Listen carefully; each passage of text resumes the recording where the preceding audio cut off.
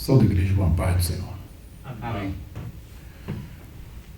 Bem, hoje é o dia 14 de março de 2021 e nós vamos estudar a lição, os animais que os israelitas podem e não podem comer. O verbo comer é um verbo que vai aparecer várias vezes aqui no texto. E a intenção desta nossa lição é estudarmos estas regras que foram passadas para Israel, que nesse período está se tornando a nação de Deus. Então ela tem alguns distintivos, algo que vai fazer diferenciá-la das outras nações. E o estudo do capítulo 11, que é o capítulo que fala a respeito dos animais que se podem comer e não se podem comer, é um estudo que envolve uma série de perspectivas que podem ser tomadas como base para fazer a análise do texto.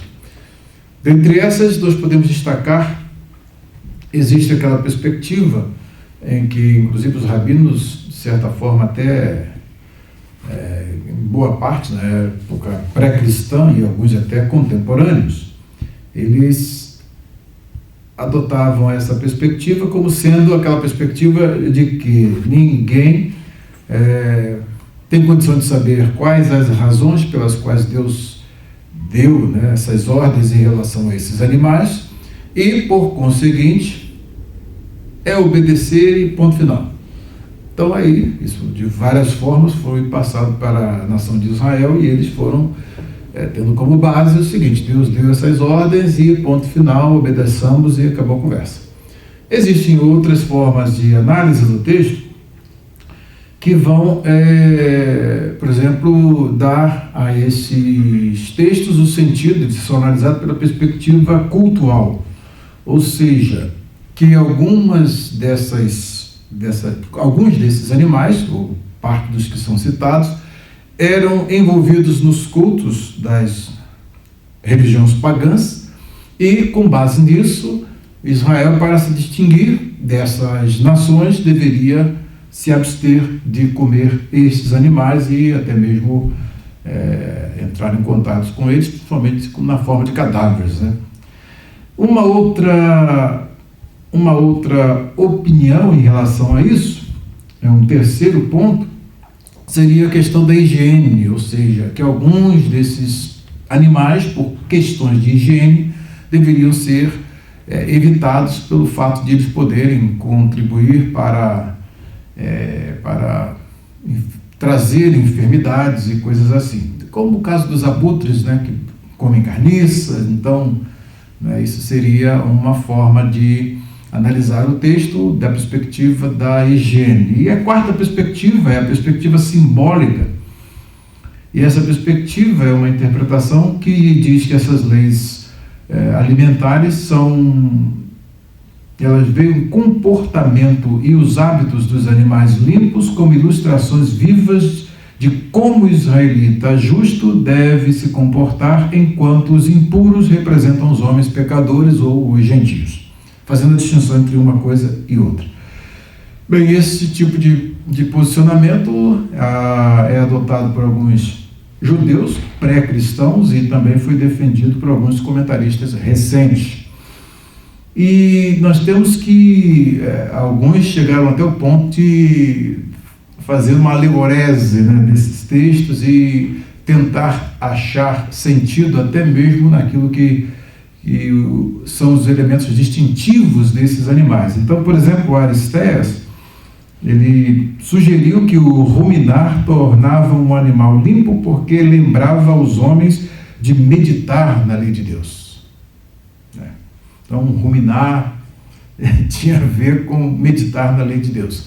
É uma interpretação alegórica que, dentro da perspectiva dessa quarta posição de simbolismo, ela simplesmente perde de vista e aí abre espaço para a subjetividade. Então, serão tantas as interpretações quanto criativos forem os intérpretes. Bem, então nós temos algumas contribuições que são dadas dentro do estudo do capítulo 11 de Levítico, que nos podem colocar, né, num modo de interpretação que faça jus ao texto e, ao mesmo tempo, projete esse texto dentro da perspectiva mais ampla da Escritura e do desenvolvimento da revelação progressiva, ou seja, o Novo Testamento. E o Novo Testamento vai dar exatamente a matriz disciplinar necessária para que nós entendamos qual o objetivo destas distinções feitas entre os animais. São dados os animais em 3 esferas: os que voam, os que estão sobre a terra e os que estão no mar ou nas águas dos rios. Tá? Então são as 3 dimensões. E isso está obviamente vinculado com Gênesis 1, a criação. Tá? Sendo assim, nós percebemos que esses animais recebem esse aspecto distintivo após a queda, né? E a queda vai ser então o divisor de águas para que haja essa distinção e essa mudança e essa classificação. Ou seja, Gênesis 3 é a base para que nós possamos compreender Levítico 11, né? Porque ali nós temos a serpente que vai fazer um trabalho, e esse trabalho, né, de tentar os nossos primeiros pais e levá-los a transgredir a lei de Deus, faz com que a criação receba a maldição. Só escapam da maldição Adão e Eva por uma grande misericórdia de Deus. Mas a terra foi amaldiçoada, os animais foram amaldiçoados, e aí, quando nós vemos aqui Levítico 11 fazendo essa distinção, então esses animais que no princípio, quando Deus criou, o que Deus disse ao criar todas as coisas? Na narrativa da criação, qual é a frase repetitiva que caracteriza cada ato criativo? E viu Deus que era bom. E viu Deus que era muito bom. Então, se toda a criação é boa, por que essa distinção? Tá? Essa distinção vai fazer, obviamente, deixar uma matriz para que haja uma separação, para que vocês vejam o limpo e o sujo, o aprovado e o não aprovado, o agradável e o abominável. Isso vai fazer projetar uma matriz em que a gente vai ver que a intenção, na realidade, é fazer de Israel ser uma nação distinta dos povos dentre os quais Deus tirou Israel. Quando isso acontece, o que vocês observam na questão de como esse capítulo vai poder nos ilustrar, como isso vai afetar, de certa forma, como isso vai afetar, tá, a vida de Israel em relação à vida dos gentios. Tá? A obediência à lei de Deus, em todos os seus, de todas as suas prescrições, vai fazer com que Israel se distinga das outras nações e seja uma nação santa, ou seja, separada das nações e dos seus costumes. E é exatamente o que nós vamos ver. O capítulo 11 inaugura, vai prestando atenção aí para as próximas aulas, né? Que eu não vou estar aqui numa delas, né? Na próxima. Então, esse capítulo 11, ele vai inaugurar esses fatores distintivos de Israel em relação às outras nações. Tá? Então, vocês vão ver que as leis são dadas com base em revelações novas de Deus. E outros aspectos dessa lei são compostos de ordens que contrariam as práticas das nações. Quando surge, por exemplo, o mandamento, não terás outros deuses diante de mim, isso é dado quando? Numa época em que não existia isso como prática entre as nações? Ou já existia e Israel viu em vívidas cores e viveu num ambiente em que isso era praticado como norma? Vamos lá, gente. Interativo. Já existia. O Egito, lembra que nós falamos do Egito? O Egito era um centro de idolatria. Todo o Egito era um centro de idolatria. Canaã, da mesma forma, para onde eles estão indo, era um centro de idolatria. Então essas ordens dadas por Deus, elas eram tanto antecipativas na sua perspectiva, porque elas visavam aquilo, o ambiente sociocultural em que Israel viveu, como também projetava e dava uma base para que eles se comportassem no ambiente onde eles seriam introduzidos. Tanto é que Deus diz, quando chegarem lá, vocês não derrubem os seus altares e acabem com aquelas divindades, para que elas não vos sirvam por laço. Esta prescrição, então, do decálogo, dos 10 mandamentos, não é uma revelação baseada em algo que nunca existiu, mas uma revelação baseada em fatos que já existiram. Tá? Então, agora vocês viram como o Egito se comportava e qual foi a sentença que eu dei para eles em face à sua idolatria. Vocês viram isso? Agora não tereis outros deuses diante de mim. Eu sou o Senhor, eu sou o vosso Deus, que vos tirei da terra do Egito, da terra da casa da servidão. Tá? E também projeta isso para o ambiente em que vocês estarão sendo introduzidos nele. É um ambiente de idolatria, é um ambiente em que vocês devem preservar este mandamento que eu estou dando, de me terem como seu único Deus verdadeiro. E não façam imagem de escultura. Tinha no Egito? Muitas. E então Israel ia ser o que? Distinto das nações. Estas ordens, então, são dadas a Israel com o objetivo de fazê-los distintos das nações pagãs. Tá?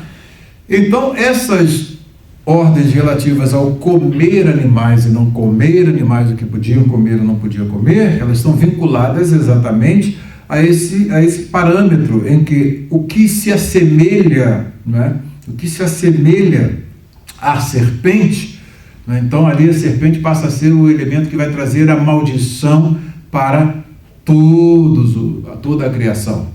A criação está sob maldição, a terra está sob maldição. Sendo que a criação está sob maldição e a terra está sob maldição, o que vai ocorrer? Né? Os animais agora vão ser distintos entre um e outro. E vocês vão ver que a partir da escolha de Israel, o que nós teremos até a vinda de nosso Senhor e Salvador Jesus Cristo? Nós teremos 2 povos distintos. Quais são eles? Israel, por um lado, que tem o Deus verdadeiro, o culto verdadeiro, leis verdadeiras procedentes do Deus verdadeiro. E os pagãos, tá? Os gentios, são os não israelitas, que são aqueles que têm os seus costumes imundos, com as suas práticas imundas, que não têm regras, né? E então esses povos que seguem os outros deuses, eles são a imundícia. Esta mentalidade é que vai ser construída e vai ficar patente e latente até a vinda de nosso Senhor e Salvador Jesus Cristo. Como os judeus veem o mundo, né? Como os judeus verão o mundo, verão sempre. Nós somos a nação de Deus, nós somos o povo escolhido, nós somos a nação santa, pura, imaculada, tá? Desde que obedeça à vontade de Deus. Vocês observem bem que lá o cativeiro babilônico e também aquela deportação que houve na época da invasão assíria, né? Tudo ocorreu porque Israel se assemelhou às outras nações. Se assemelhando às outras nações, teve a mesma fatalidade de juízo que Deus imprimiu. As outras nações também imprimiu esse juízo, né? Deus decretou esse juízo a Israel e também a Judá, que depois, na divisão do reino, primeiro cai Israel, depois cai Judá mais à frente. Então essa distinção fica na mente dos israelitas e depois dos judeus até a vinda de nosso Senhor Jesus Cristo. A vinda de nosso Senhor Jesus Cristo, olha o turning point aí, o ponto de virada. A vinda de nosso Senhor Jesus Cristo vai fazer o quê? Vai fazer com que, tá, não haja mais distinção entre gentio e judeu. não haja mais essa distinção dentro da raça humana de gente impura e gente pura, da perspectiva simplesmente étnica e relacional com Deus, do pacto e da aliança. Por quê? Porque a aliança que Deus fez com Israel é uma aliança posterior a uma outra aliança que diz que Deus se relacionaria não só com um povo, uma nação dentre as nações, mas com todas as famílias da terra. E qual é esse pacto que antecede? A aliança feita do pacto mosaico?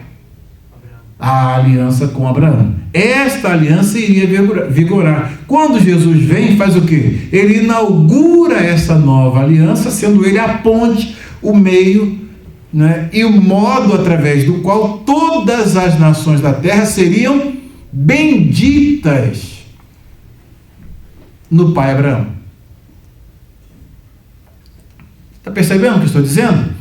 Então, o que acontece? A maldição que cai sobre a terra não pega, de certa forma, diretamente aos nossos pais, porém, causa essa divisão entre puro e impuro, entre gentio e israelita, ou depois gentio e judeu, e esses dois povos são antagônicos, e isso vai ficando até a época de nosso Senhor e Salvador Jesus Cristo, que quando ele vem para reverter isso e fazer com que a bênção de Abraão seja agora disponibilizada para todas as nações do mundo, o que ocorre? Há uma ampla aceitação ou uma resistência ferrenha por parte dos judeus, que não entenderam o projeto de Deus? Hein? Uma resistência, né? É uma resistência. É exatamente por isso que você vai ler no encontro da samaritana com Jesus, o escândalo, Jesus se encontrando com a mulher, e depois encontra com a samaritana, e depois pedindo para beber água numa vasilha de uma mulher samaritana. Tudo vai estar vinculado a isso aqui que a gente vai ver. Essa qualificação de puro e impuro, de gente santa e gente pura, da perspectiva pactual apenas, vai deixar de existir quando Cristo vem e abre espaço para todos, gentios e judeus, participarem de um mesmo corpo e de um mesmo pacto e entrarem por uma única porta de salvação para se tornarem a nação santa. Tá? Então a nação santa hoje é composta de gentios e judeus. Isso nos dá então uma matriz para nós entendermos que esta qualificação de animais puros e impuros, elas simplesmente vão apontar para o que na realidade estaria sendo vivido do ponto de vista moral, do ponto de vista relacional com Deus. Os participantes da aliança são os puros, os não participantes da aliança são os impuros. Daí são os abomináveis gentios, em contraposição aos desejáveis israelitas. Tá? Outro aspecto que a gente vai ver no finalzinho do capítulo, estou sintetizando, tá, para vocês terem uma ideia, e depois a gente vai fechar com como isso é visto mais claramente no Novo Testamento. Mas está dando para acompanhar o raciocínio? Então a ideia é exatamente fazer o quê? Que Israel nutra essa consciência de distinção em relação às demais nações. Daí as demais nações são impuras e eles são puros. Essas leis aqui, elas vão sempre lembrar aos israelitas, todas as vezes que eles comiam de acordo com um parâmetro estabelecido por Deus, isso viria lembrá-los de quê? Da redenção que eles obtiveram saindo do Egito, e agora nós estamos comendo só esse tipo de alimento porque nós estamos numa relação com Deus. Então a comida vai se repetir quantas vezes? Todos os dias, né? Eles têm que comer. Então todas as vezes que eles vão ali dar graças e comer, se alimentar, o que está à mesa para comer, vai sempre lembrar que eles são um povo diferente, que eles são um povo separado, que eles são um povo santo. Então o objetivo de apresentar uma lição diária para eles, em que eles vão sempre, ao estar à mesa comendo, eles vão ter essa noção de que eles são uma nação separada, de um povo separado, e esse povo está exatamente dentro de uma aliança com Deus, porém essa aliança é transitória e não é final. Tá? E não é final. A descontinuidade, então, dessas práticas aqui, elas vão ocorrer exatamente quando vem o Senhor Jesus Cristo. Ele inaugura essa nova era, que é a era da igreja, que é a era da nova nação, né? É uma nação multinacional, é uma nação multiétnica, é uma nação composta de gentios e de judeus, é uma nova nação que não vai trazer para dentro dos seus costumes, das suas práticas, essas distinções que foram feitas por conta de um pacto transitório, daí só valerem para os israelitas enquanto estão na velha aliança, no velho pacto, no pacto mosaico. Quando Cristo inaugura o novo pacto, aí todos os que entram no novo pacto passam agora a não ter mais obrigações em relação a essas prescrições que são temporárias. E não, preste atenção, e não uma desobrigação com aqueles aspectos morais eternos da lei de Deus. Cite algum aí que não sofre descontinuidade. Princípio da lei de Deus que não sofre descontinuidade e que é reiterado no Novo Testamento. Veja o decálogo. Que vale ou que não vale? Hein? Todo o decálogo. Percebe? Não matarás, não furtarás. Está reiterado no Novo Testamento? Então, tem continuidade ou descontinuidade? Continuidade. Não dirás falso testemunho. Continuidade ou descontinuidade?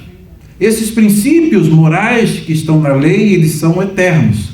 Guarda do sábado, na perspectiva do Antigo Testamento, que foi dado a Israel. Continuidade ou descontinuidade? Pode falar com segurança. Continuidade? Não.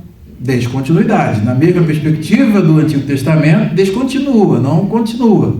Tá? Porém, o Novo Testamento faz o quê? Ele ressemantiza esta forma de guardar o dia, tá? E esse dia se transforma no domingo, que é o dia do Senhor, no Novo Testamento. Então aí há uma ressemantização. E essa ressemantização faz que haja uma descontinuidade e ao mesmo tempo uma ressemantização deste modo de celebrar o dia do descanso, o dia do Senhor, que passa a ser o dia do Senhor. Tá? Então aí vocês vão percebendo. Então há valores morais, há valores éticos dentro da... O que nós poderíamos dizer que na realidade é a guarda do sábado, mas não na perspectiva do Antigo Testamento. Tá? E sim da perspectiva do Novo Testamento, que assume uma nova forma totalmente diferente, em que o que Jesus traz para mostrar qual é o valor e a significação desse dia, tá? E inverter aquilo que estava invertido de respeito a valor na época do Novo Testamento. Qual era a inversão que acontecia? Que o homem foi feito para o sábado, e Jesus veio fazer uma inversão e mostrou o quê? Pode curar no sábado? Ele podia, segundo o judeu, não podia nem curar no sábado. Jesus veio e ensinou que pode curar no sábado? Pode comer no sábado? Né? E aí você observa bem o que? Então aí uma ressemantização em que Jesus mostra o verdadeiro sentido do sábado, do Shabat. Sábado, na realidade, não é o sábado da folhinha, é o Shabat, é o dia de descanso. Qual é a meta? Qual é a prioridade? O homem foi feito para o sábado ou o sábado para o homem? O sábado foi feito para o homem. Os judeus entendiam que os homens foram feitos para o sábado. Daí o sábado era um elemento tão sagrado que tudo se relativizava. Está dando para entender bem? Tá? Então é exatamente por essa perspectiva mais ampla que nós vamos estudar a lição de hoje. Esses animais sendo distinguidos entre puros e impuros, limpos e não limpos, não tem critério científico para essas classificações. Nós já estudamos bem aí grandes comentaristas são Gordon Wenham, e também nós temos problemas com essa lista de animais que são colocados aí. 40% dessa lista aí, ninguém até hoje sabe exatamente que tipo de animal era o que está se referindo aqui na Bíblia.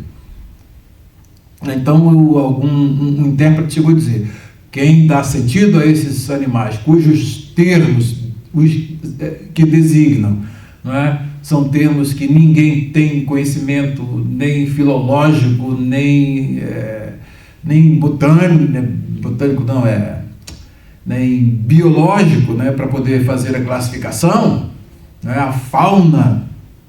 Eu tenho um bom livro sobre fauna lá, que se tornou assim uma espécie de livro padrão, né, a fauna e flora da Bíblia. Então, o Gordon Wenham chega: olha, quando eu vejo que não há consenso entre os eruditos, eu sigo essa norma aqui que foi colocada no livro Fauna e Flora na Bíblia. Pronto. É o melhor livro que tem falando a respeito disso e identificando todos os animais que são citados na Bíblia. Mas alguns mesmo, 40% desses animais aí são indiscerníveis. Que animais são esses? Ninguém tem uma precisa ideia de quais eram, porque são chamadas Rapax legomena, vamos falar o termo certo, Rapax legomena, que são as palavras que ocorrem uma única vez na Bíblia, ou no Antigo Testamento, nesse caso. Aí você não tem outro lugar, você não tem como comparar. Algumas palavras acontecem num texto, acontecem no outro. Então aí você tem como identificar, mas uma que só cita o nome e não aparece mais em lugar algum, você não tem uma referência, então não tem como descobrir qual é o sentido daquele. Aí o intérprete disso que colocam aí é pura adivinhação. Então eu acho muito interessante. Bem, mas no mais a gente tem como seguir uma lista, e é o que nós vamos fazer para estudarmos a lição de hoje. Bem, o que eu queria dizer em relação à lição praticamente é isso aí. E agora vamos aqui às nossas perguntas. Os animais que os israelitas podem e não podem comer. A primeira pergunta é a seguinte: quais os critérios que Deus usou para falar aos filhos de Israel que animais eles poderiam comer? Quais os que Deus disse que eram imundos? Tá? Eles não eram imundos em si. Como é que você prova isso? Hein? A criação. Aí depois o apóstolo Paulo vai retomar isso e vai dizer isso de modo muito claro, né? Na realidade não tem nada imundo em si. Tem imundo aquele que a considera como imundo. Tá? Mas o critério que Deus estabelece aqui é exatamente o critério para que Israel discirna: eu quero que vocês comam isso e não comam aquilo. Tá? Pronto. E os critérios são dados ali. Ok? Então esses critérios é que são seguidos pelos israelitas, porém a ideia mais ampla nós vamos ver e aprender no Novo Testamento, que vai, na verdade, colocar todos os animais na perspectiva da criação. Tá? Então, do Senhor é a terra e a sua plenitude. Pronto, então não escapa nada que não seja de Deus. Então, se a criação é boa, ela continua boa, a despeito da maldição. Aí, isso vai mudar os hábitos da igreja no Novo Testamento. Jesus vai dizer isso e os apóstolos vão reafirmar também isso. Ok? Isso é bom, o que eu estou falando para vocês é muito bom, porque às vezes você encontra hoje crentes que, se você botar um filezinho daquele, não posso nem pensar nele agora, né?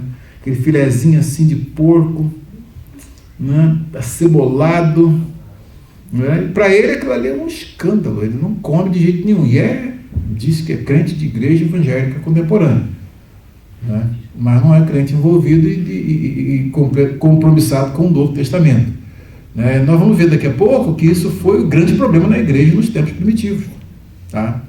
Sim. Eu acho que foi através desse versículo aí que surgiu os veganos, né? Ah, sim. Eu acabei de... Então aqui, isso aí, vegano é uma estratégia para gastar menos também.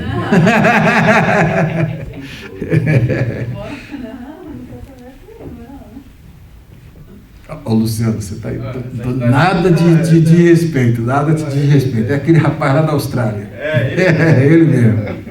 Ele é que é o vegano. Então, vamos ver aqui a primeira pergunta, vamos ver quais são os critérios que Deus fala para sejam distinguidos os animais e o que era imundo, o que era puro. Então vamos ver aqui. Falou o Senhor a Moisés e a Arão, dizendo-lhes, vamos ler aqui, eu vou seguir aqui uma versão bem simples.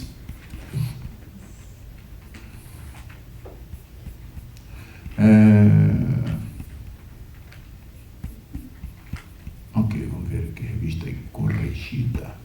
Tá boa.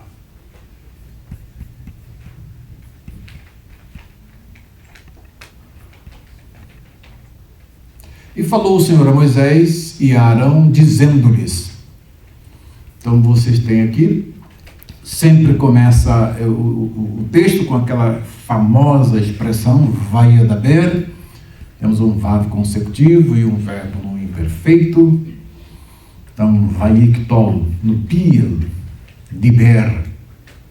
Então, vaiadaber Adonai, aqui temos Yahvé, ou falou Yahvé, ou falou Javé, El Moshe, El preposição Moshe, para quem Deus fala, Ve'et Aharon, e a Arão, Lemor, dizendo, Alehem, a eles.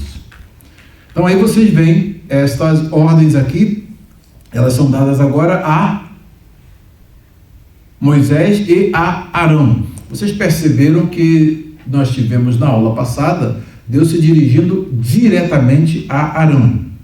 Tá? E agora vocês estão vendo aqui, Deus agora não só falando a Moisés, falando a Moisés e a Arão.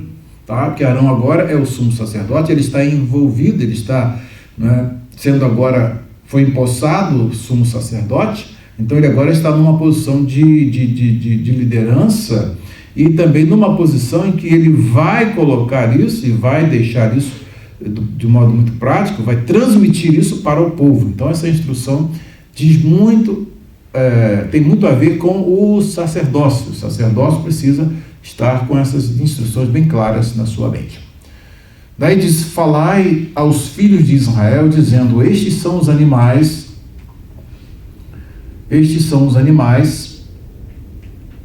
que comereis de todos os animais que há sobre a terra. Então aí quais são os critérios? Tudo que tem unhas fendidas, e a fenda das unhas se divide em duas, e remói entre os animais, aquilo comereis. Então aqui está a regra, aqui está a norma. Qual é a norma? Qual é a norma? Unhas fendidas e fenda nas unhas, e a fenda nas unhas se divide em duas, né? Então tem, não é tudo junto, e remói, né? Faz aquele processo de colocar para dentro, colocar para fora, aquele processo só eles lá sabem fazer. Tá? Isso aqui diz, isto vós comereis. Então aqui é o primeiro critério, né? É um critério que Deus colocou, simplesmente para colocar. Então já começa aí esse aspecto da simetria ali na pata, né? O cavalo tem uma pata, mas não tem aquela simetria ali. Então aí ele não serve para ser comido. Então o critério é esse. Destes, porém, não comereis, dos que remoem ou dos que têm unhas fendidas. Então tem que ter as duas qualidades, as duas características ao mesmo tempo. O camelo remói, que remói, mas não tem unhas fendidas. Este vos será imundo. Os árabes adoram camelo, viu? Para eles é comida de requinte. Comer camelo.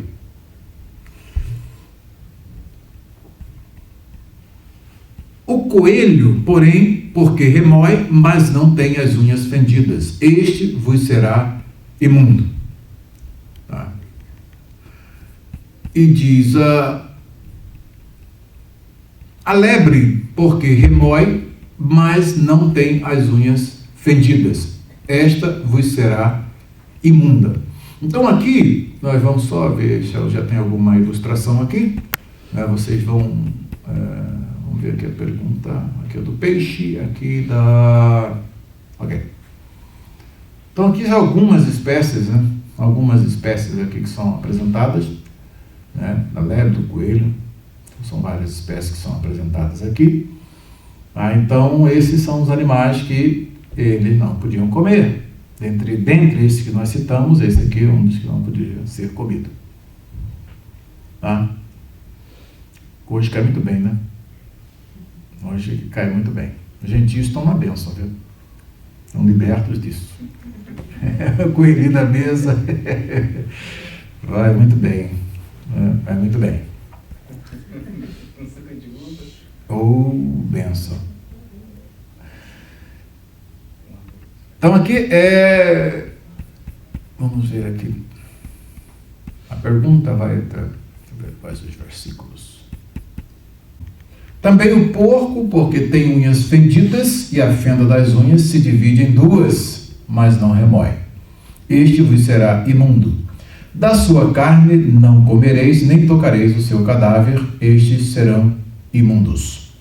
Então, o que vocês vão perceber sobre a questão do status de pureza dos israelitas? Era um status maculável ou imaculável? Ou seja, a alimentação deles poderia fazer com que eles se tornassem impuros e, por conseguinte, tivessem afetada a sua relação com Deus? Yes, né? Sim. Isso vai projetar que a diferença entre o status obtido aqui é que nós temos aqui um status transitório. O status que pureza e impureza, da perspectiva das cerimônias do Antigo Testamento, impunham à nação de Israel e providenciavam para ela, é um status temporário que a santificação feita pelo sangue do Cordeiro na nova nação não se polui com, por exemplo, a alimentação, conforme nós vamos ver mais à frente. Está dando para entender? Então isso aqui está projetando para quê? Para um status que não é um status do qual você não possa se demover dele, é um status transitório de pureza, enquanto você está dentro dessa regra. Você quebra essa regra, come um porquinho e pronto. Você está contaminado, quebrou a sua relação com Deus. E aí então isso mostra a transitoriedade. Tá? Agora, quando você percebe o Novo Testamento, não tem algo que venha assim afetar por conta de dieta alimentar. Tá? O que nós vamos perceber aqui é que esse momento em que a nação de Israel está vivendo é um momento que está apontando, para algo bem superior que virá mais à frente. Tá? E esse mais à frente vem quando Jesus inaugura a sua igreja. O novo céu e nova terra vão ser o final. E nessa fase transitória é a nova criação que vai então voltar, de certa forma, a se alimentar num status até antes, com privilégio que nem a primeira criação não tinha, né? Que os animais, a dieta alimentar dos nossos primeiros pais era uma dieta vegana, viu? Os nossos primeiros pais lá no Éden tinham uma dieta vegana, né? Era uma dieta só de frutas e legumes e árvores e coisas assim. Depois, e tudo isso era dado para os animais também se alimentarem. Os animais também não eram carnívoros. Eles comiam de tudo que era produzido em termos de frutas, em termos de erva verde da terra. Então há essa diferença. Aí o que acontece? Na época de Noé já há uma transição, no pacto noaico já há uma transição em que é permitido se comer carne, porém evitar o quê? O sangue. Isso entra na legislação mosaica, porém o que fica apenas na legislação da nova nação é que se coma de tudo, com exceção do que é sufocado. Isso foi estabelecido no concílio de Atos 15, do concílio de Jerusalém. Tá? Então Atos 15 é que eles podem comer de tudo, só não comam o que for sufocado.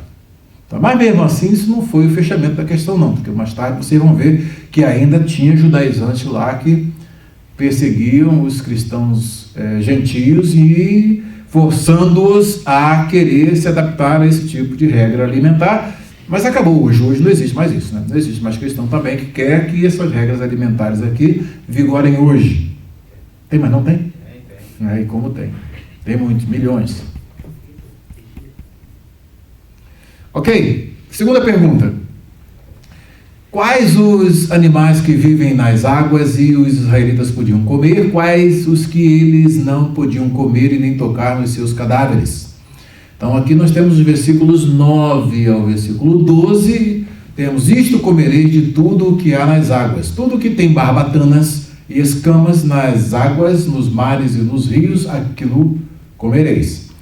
Mas tudo o que não tem barbatanas nem escamas, nos mares e nos rios, todo réptil das águas e toda alma vivente que há nas águas, estes serão para vós abominação. Ser-vos-ão, pois, por abominação. Da sua carne não comereis e abominareis o seu cadáver. Tudo o que não tem barbatanas ou escamas nas águas será para vós abominação. Então aí você tem, por exemplo, a figura de um peixe que tem escamas e tem barbatanas. Então aqui você tem as barbatanas e aqui você tem as escamas, tá?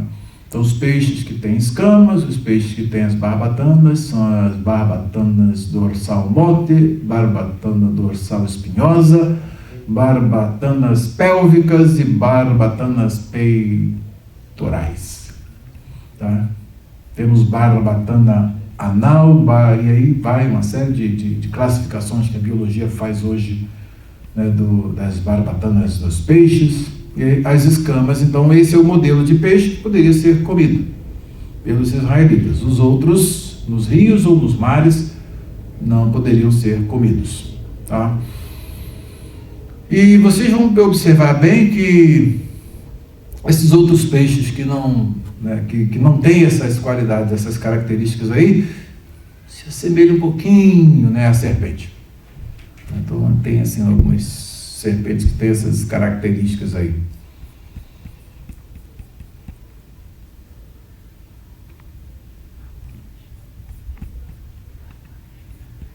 Tudo tranquilo até aí? A próxima pergunta: quantas aves que o Senhor disse que os filhos de Israel não as podiam comer? Inclusive um morcego, para que os israelitas os israelitas todas seriam abominações. Então você tem aqui uma quantidade de aves. Vamos ver se já tem outro conjunto de fotos aqui. Daqui a pouco vocês vão ver no finalzinho eu mostro algumas aves que são apresentadas aqui. E você tem, né, aqui: e das aves, estas abominareis, não se comerão, serão abominação.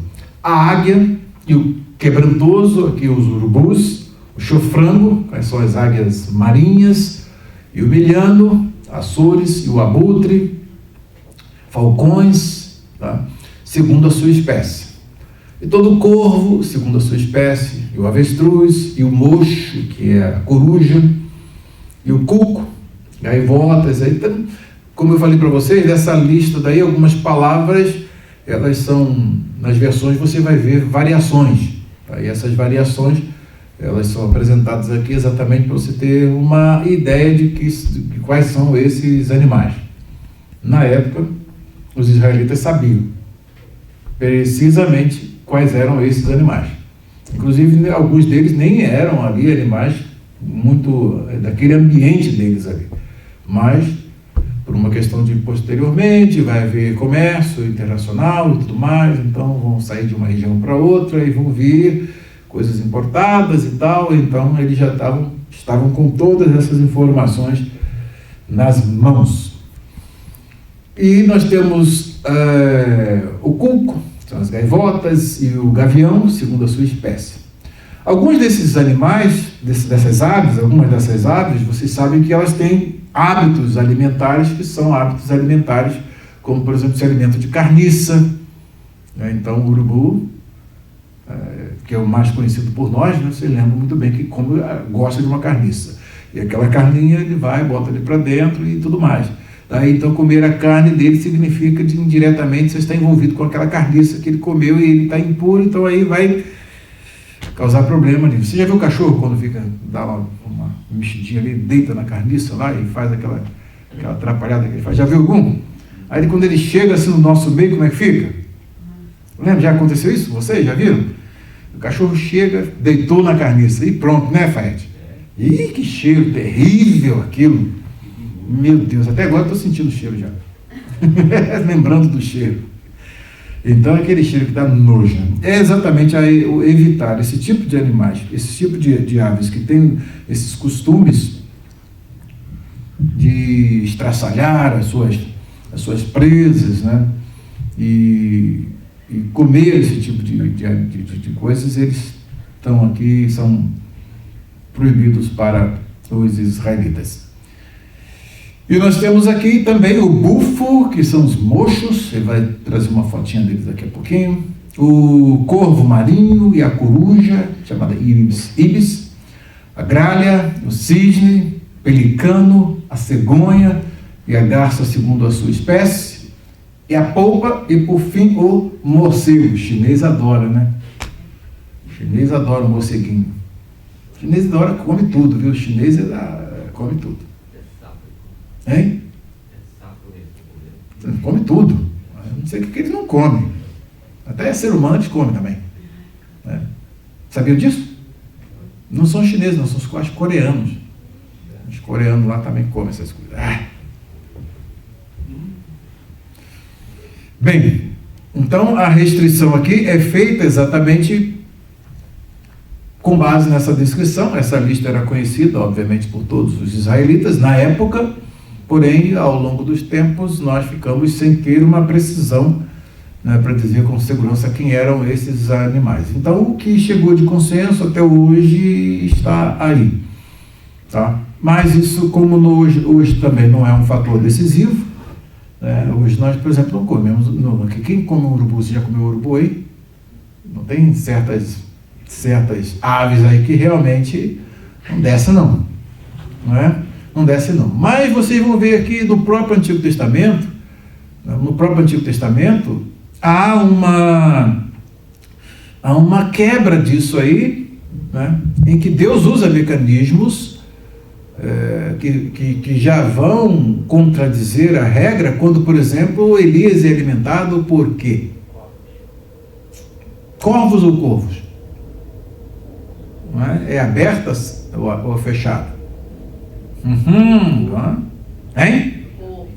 Corvos, né? Corvos. Você dá um plural aqui. Plural, corvos. Rapaz, ó, aprendeu, hein?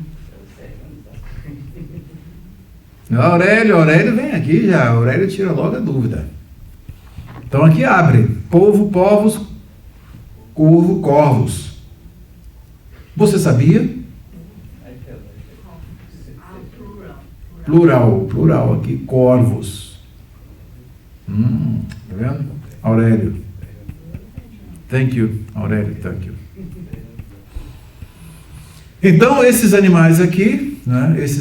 Aqui no caso, aqui são os animais que voam, as aves. Então, nós temos uma primeira categoria, temos uma segunda categoria, agora uma terceira categoria.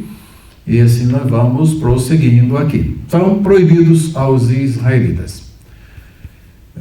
Quais os hábitos dos insetos que o Senhor disse que os israelitas não poderiam comer e quais os que ele disse por seus nomes que eles podiam comer?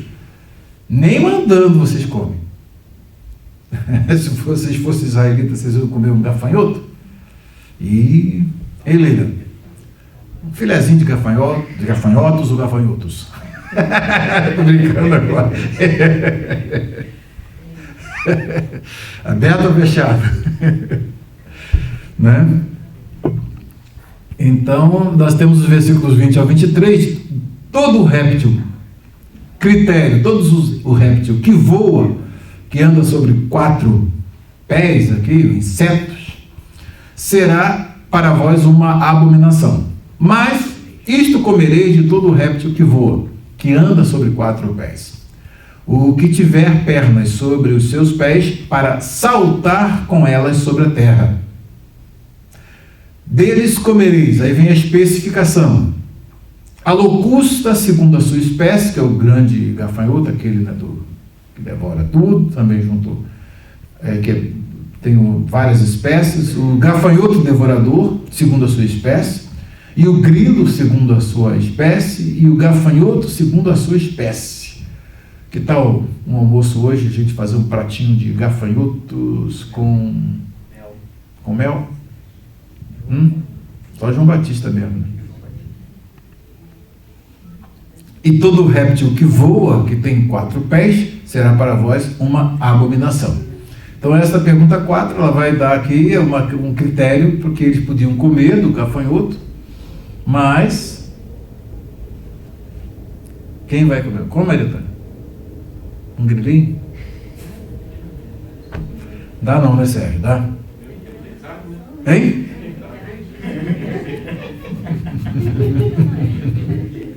É melhor um pouquinho? Hein? Eu acho que o gafanhoto temperadinho com erva. Tá na jura é bom, né? Tá na jura, eu já comi. Tá na jura é bom. Tá na jura, eu já comi. Nunca.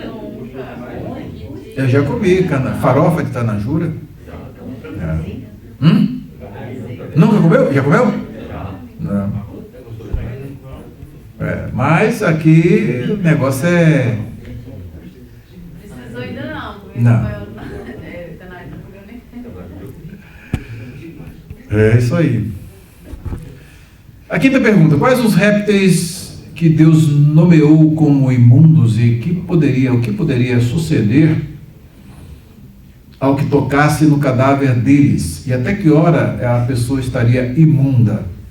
Os versículos 24 ao 31, nós vamos ler aqui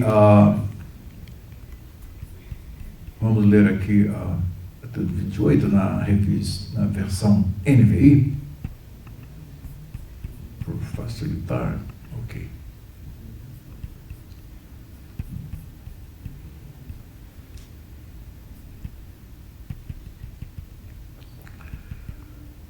Ok.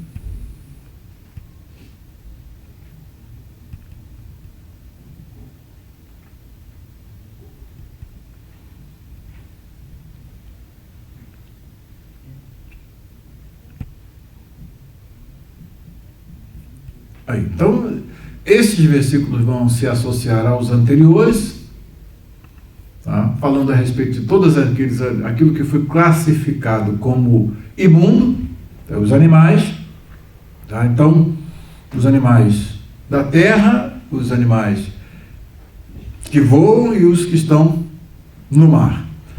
Versículo 24: por meio delas vocês ficarão impuros, todo aquele que tocar em seus cadáveres estará impuro até a tarde. Todo o que carregar o cadáver de alguma delas lavará as suas roupas e estará impuro até a tarde. Todo animal de casco não dividido em 2 unhas, então aqui, todo animal que tem unhas fendidas, mas a fenda não se divide em 2, e que não remói, vos será por imundo. Qualquer que tocar neles, o que vai acontecer? Será imundo. Então o animal é morto, está imundo, e quem toca se torna imundo. Tá? Israel vai ter sempre na mente essa concepção do puro e do impuro, do santo e do profano. E isso vai estar em consonância com aquilo que nós lemos no capítulo anterior, e que Deus falou em relação aos sacerdotes. Que eles tinham que ter um critério para discernir entre o santo e o profano. Como é que é? Vê aí, capítulo 10.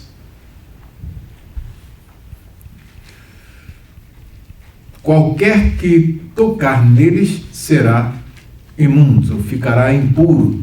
Todos os animais de 4 pés que andam sobre a planta dos pés. Aqui é a descrição dos anteriores. são impuros para vocês. Todo que tocar nos seus cadáveres ficará impuro até a tarde. Quem carregar o cadáver de algum deles lavará as suas roupas e estará impuro até a tarde. São impuros para vocês. Aí vem aqui os animais, aí eu botei aqui até uma lista comparativa para vocês verem uma versão e outra. Dos animais que se movem rente ao chão, estes vocês considerarão impuros: a doninha, o rato, qualquer espécie de lagarto grande, aqui é citado como o cágado, segundo a sua espécie, a lagartixa, não é ressílaba tônica, não é ressílaba, é proparoxítona, viu? Proparoxítona. Ninguém entendeu, deu para entender, se for ler, se o pregador for ler e não souber ler, né? Não souber que o acento distintivo, ele vai fazer uma besteira na hora da pregação. Então preste atenção.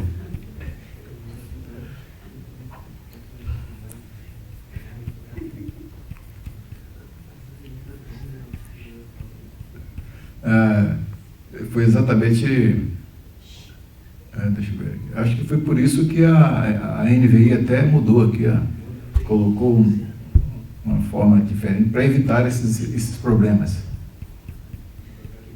O pessoal fala parábola, parabola, essas coisas, então errou a tonicidade aqui, dá um problema sério.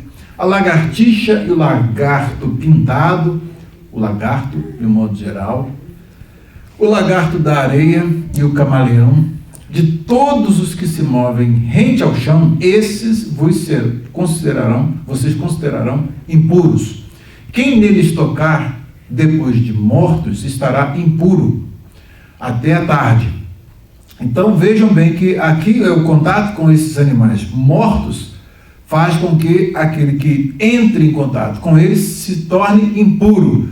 Ele tem que se lavar e ir até a tarde para poder a purificação dele. Esse é um ritual, né, para que ele fique a partir daquele momento, do final do dia, né, que o dia termina ali às 18 horas, aí começa já o novo dia. Então aí inicia o novo dia, aí então está purificado. Tá? Está purificado. Mas a intenção aqui, vocês vão observando bem que esta regra foi quebrada aí de alguma forma. Por exemplo, o cadáver humano também fazia com que a pessoa que entrasse em contato com ele ficasse impura. Não é isso? Inclusive, os sacerdotes tinham que ter bastante precaução em relação a isso. Aí eu pergunto para vocês, mas isso mostre no Antigo Testamento como essa regra foi quebrada por alguém. Eliseu? Foi Elias? Elias ou Eliseu? Eliseu? Ou Elias? Foi Elias, hein? Vejam bem. Vamos lá.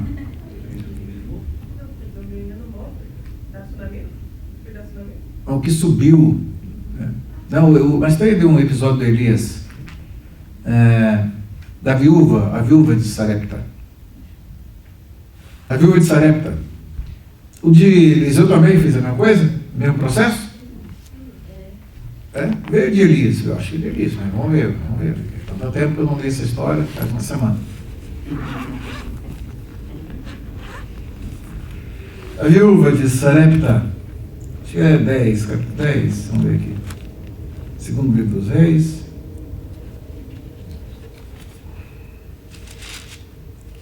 Um acha Elias, outro acha Eliseu.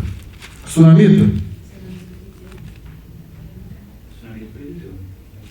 A Sunamita foi Eliseu. Agora tinha uma outra viúva, Sarepta, acho que era Sarepta de Sidom. Eu acho que eu estou confundindo as coisas. Vamos lá. Acho que não foi Sarepta, não. Vamos ver aqui para ver. Lembra do episódio da Sarepta?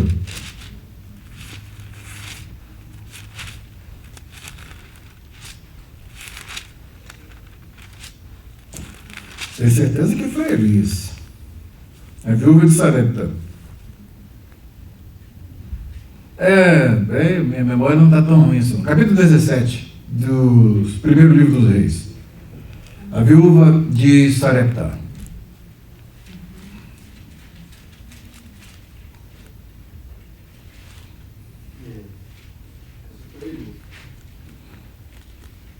Então aqui, e clamou ao Senhor e disse: ó Senhor meu Deus, também até a esta viúva com quem eu moro afligiste, matando-lhe seu filho?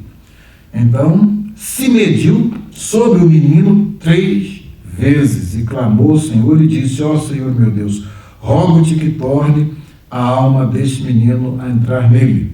Então aqui Elias está em contato com um cadáver, com um morto.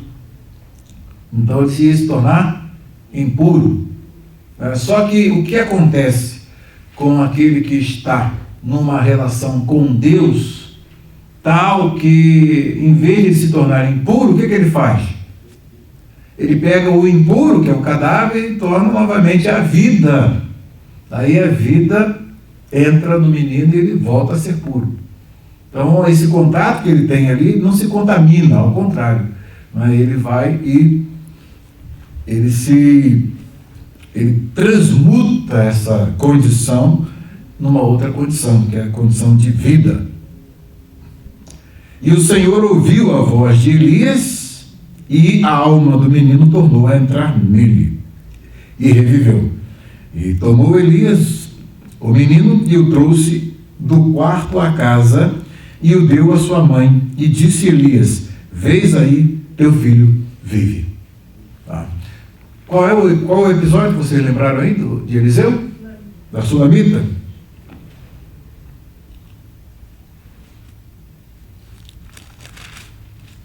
Como é que foi?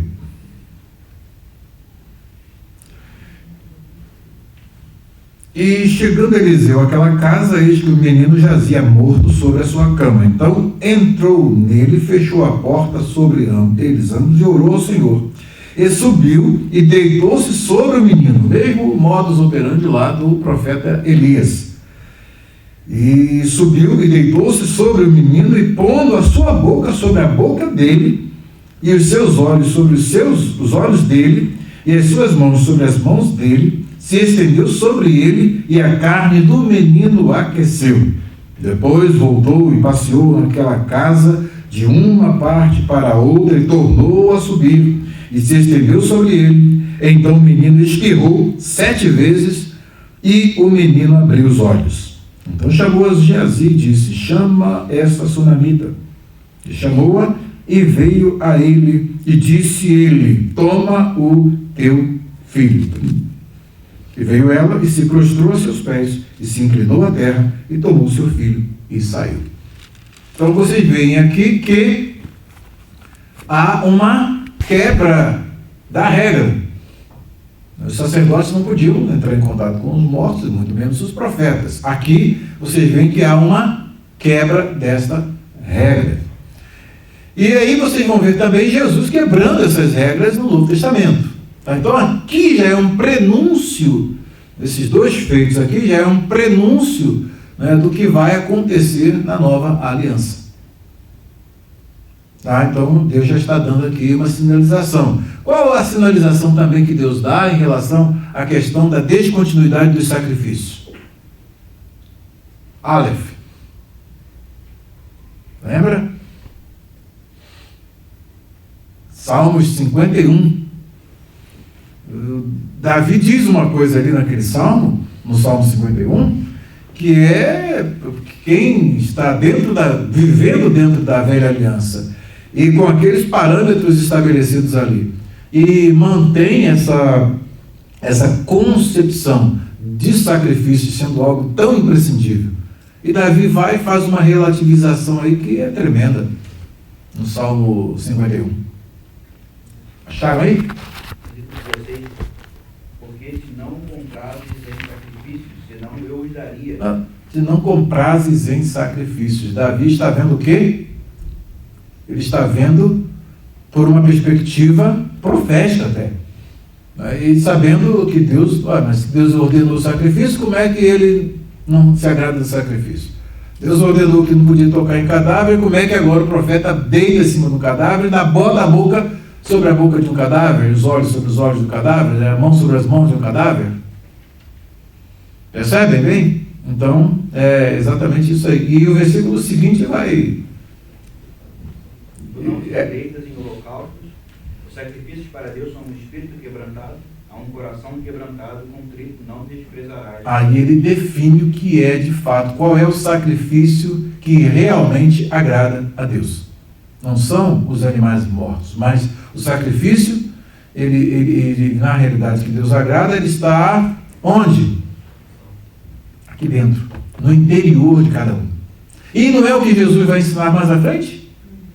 Então vocês já estão pegando, né? O Antigo Testamento está deixando simplesmente sinais no caminho para mostrar o que vai ser descontinuado e o que vai continuar. E mostrando o quê? O que é a essência de fato da vontade de Deus e o que não é.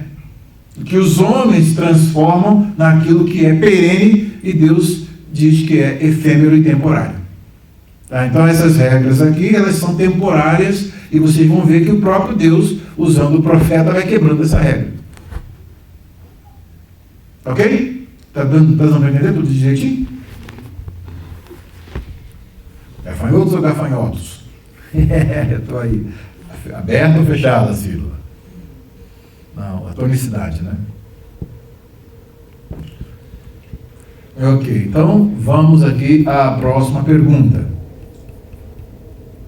De certa forma, o que vocês vão observar? Vocês vão observar que este status de pureza dos judeus pode ser quebrado.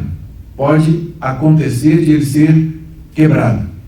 Isso vai servir de uma metáfora lá para Judas. Mais à frente, Judas vai dizer que tesouro. Não é o Judas Iscariote, não. É o outro. O irmão de Jesus. Tá? Ou seja, que o pecado tem assim como você tem que o ázimo representa a pureza e o fermento representa o pecado, da mesma forma, o puro e o impuro aqui está tudo a ver com pureza moral e impureza moral. Tá? E isso vai ser resgatado lá na frente com Jesus. O que é mais importante e o que de fato fica para trás. Né? Para que isso aqui está apontando? Então Jesus vai resgatar isso mais à frente. Vejamos aqui a próxima pergunta.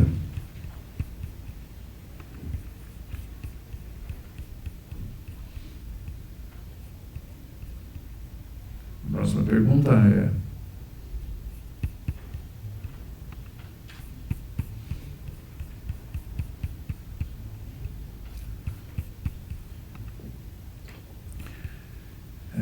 os animais citados por Deus como imundos, depois de mortos, se alguma coisa deles caísse sobre algum objeto, o que se deveria fazer para ser limpo esse objeto? Versículos 32 ao 35. E tudo aquilo que deles cair alguma coisa, tudo aquilo que sobre o que deles cair alguma coisa, estando eles mortos, será imundo, seja vaso de madeira, ou veste, ou pele, ou saco, ou qualquer instrumento com que se faz alguma obra, será metido na água e será imundo até a tarde, depois será limpo. Então caía sobre ele, então sujava, tinha que lavar e esperar até virar o dia. Tá? Era o critério utilizado aqui. Todo vaso de barro em que cair alguma coisa deles, tudo que houver nele será imundo, e o vaso quebrareis. Então aqui, pega uma cerâmica aí, quando caísse lá, tinha que fazer o quê? Que tivesse dentro, alguma coisa que caísse, estava imundo, e o vaso teria que quebrar. Todo manjar que se come sobre o que vier tal água será imundo. Toda bebida que se bebe em todo vaso será imunda. E aquilo sobre o que cair alguma coisa do seu corpo morto será imundo, e o forno e o vaso de barro serão quebrados. Que prejuízo! Imundos são, portanto, vos serão por imundos. Os versículos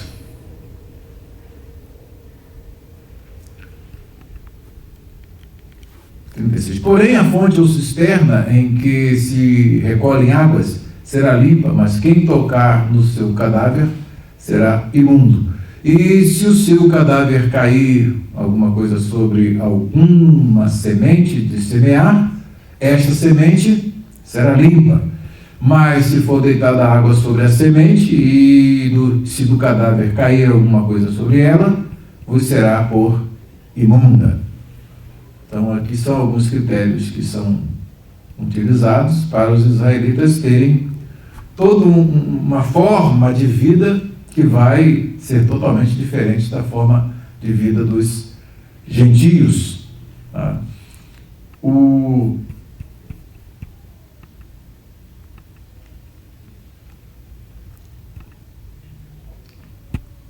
Aqui você percebe que esta poluição temporária, ela ocorre, né, e ela deixa um espaço para que haja uma transitoriedade para um sistema melhor. Então tudo aqui é temporário. Né? Mesmo essa purificação que acontece, ela acontece até que aconteça a próxima, não é isso? Então isso é um ciclo indefinido. E isso acontece também nos sacrifícios, os sacrifícios de bodes. Aí a pessoa peca, vai e oferece lá um sacrifício, um cordeiro, e daqui a pouco ele tem que oferecer de novo, e tem que oferecer de novo, e pecou, tem que oferecer de novo, e fica um ato contínuo. E o escritor aos Hebreus vai dizer o quê? Que sangue de bezerros, de bode, de carneiros, de cordeiros, não podem de fato tirar pecados. Então esses pecados, na realidade, eles estavam retidos até a vinda do verdadeiro sacrifício, do perfeito sacrifício do Senhor Jesus. Tá? De modo que agora nós percebemos que nós estamos num sistema em que o antigo sistema estava apontando e mostrando que a transitoriedade e o acesso limitado à presença mesma de Deus ocorre com duas figuras que a gente pode usar. Uma que aconteceu na expulsão do Éden e a que acontece dentro do Santo dos Santos. A presença mesma de Deus e o acesso à árvore da vida foi impedido através de quê? O que foi colocado lá para poder o homem não voltar mais ao lugar onde estava? Mas tinha os querubins lá guardando, né? E o que acontece no Santo dos Santos? O que é colocado como símbolo de guarda mesmo da presença de Deus? Quer ver lá? Os querubins estão ali, protegendo. Quem tem acesso ali? Só o sumo sacerdote e uma vez por ano. Acesso restrito, limitado. Observa bem que nós estamos então lidando com, e na porta mesmo, né, nas cortinas mesmo para indicar o santo, a entrada do Santo dos Santos, também tinha as figuras dos querubins lá. Vocês lembram que nós vimos? Mostrei para vocês. Né? Então, o que ocorre? Mostrando que havia um acesso, mas um acesso restrito. Né? Acesso à presença mesma de Deus, ele só podia entrar uma vez ao ano, e assim mesmo, né, era limitado a uma única pessoa. O que vai acontecer na nova aliança? Nós passamos a ter um acesso irrestrito. Tá? Irrestrito à presença de Deus. Tá? Temos um acesso irrestrito. A ponto de o próprio Deus, presença, o próprio Deus, vir habitar em nós. E nós nos tornarmos templo do Espírito Santo, de Deus. E por conseguinte sacerdotes. E por conseguinte, uma nação sacerdotal que hoje tem acesso irrestrito e ilimitado, não uma vez só por ano, à presença de Deus, mas continuamente, 24/7. Então os privilégios do Novo Testamento são superiores aos privilégios dos crentes do Antigo Testamento, dos crentes da igreja do Antigo Testamento. Tá? Então é bom que a gente vai fazendo essas análises que estão na linha de enfoque Steigerung, né? Do menor para o maior. Tipo aponta para algo que é maior, o antítipo. O antítipo sempre é maior do que o tipo. Então nós vamos ver que isso aqui essas proibições temporais, essa situação que contrasta com o que de fato vai ser dado à igreja, a santidade pela habitação do Espírito Santo.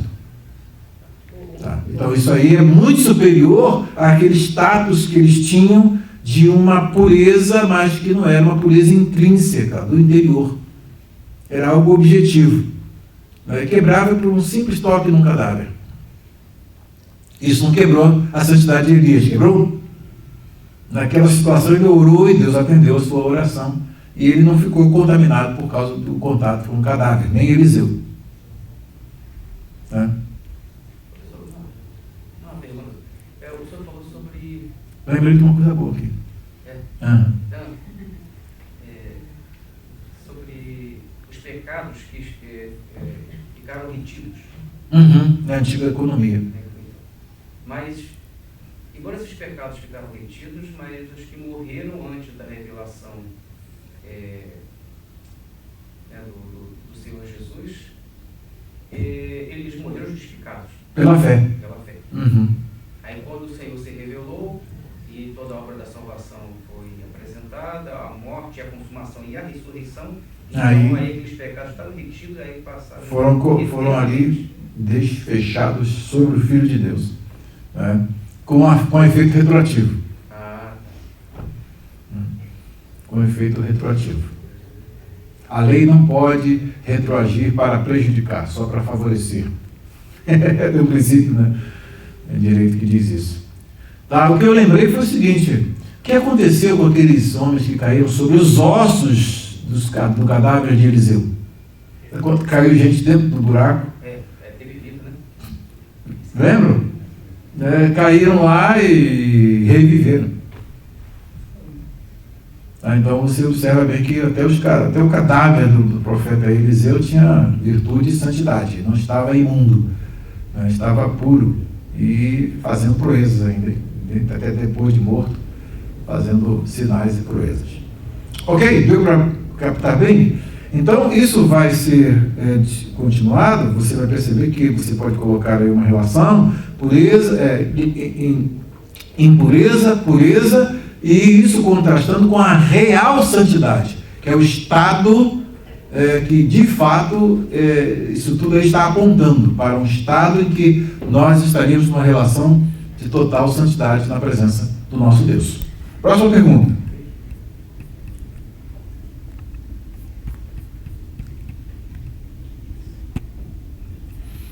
Um animal que se podia comer se estivesse morto, não se poderia lhe tocar se alguém lhe tocasse.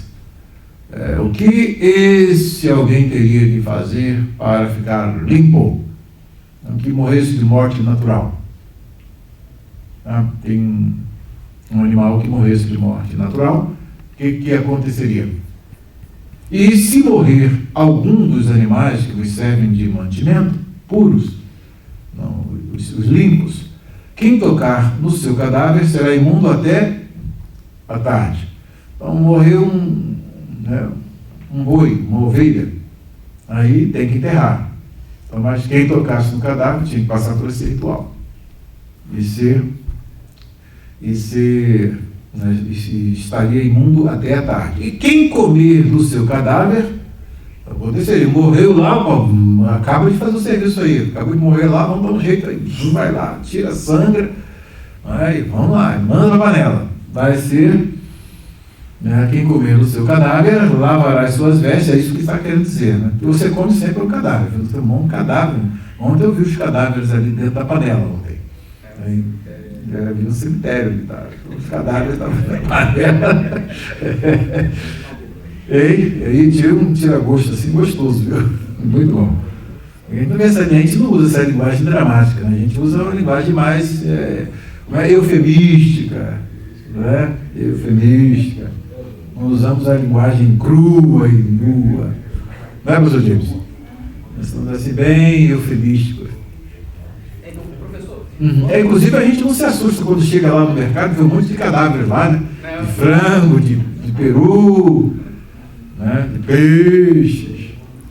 Sim, Luciano. Quando o Senhor Jesus ele Bíblia fala que os sepulcros se abriram e muitos que estavam mortos ressuscitaram. Uhum. Ou seja, embora o corpo do mestre não tocou sobre aqueles, porém a morte dele trouxe vida aos que já estavam mortos e sepultados. Exatamente.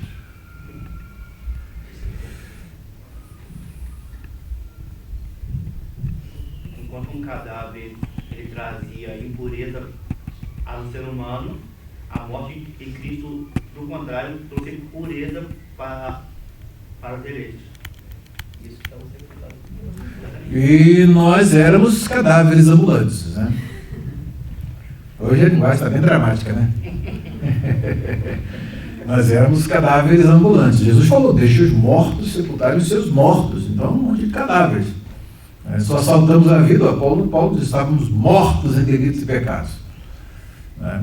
Mas os arminianos pensam que esses mortos têm vida, viu? Eles pensam que esses mortos têm vida e podem fazer alguma coisa por si mesmos. Estávamos mortos em delitos e pecados.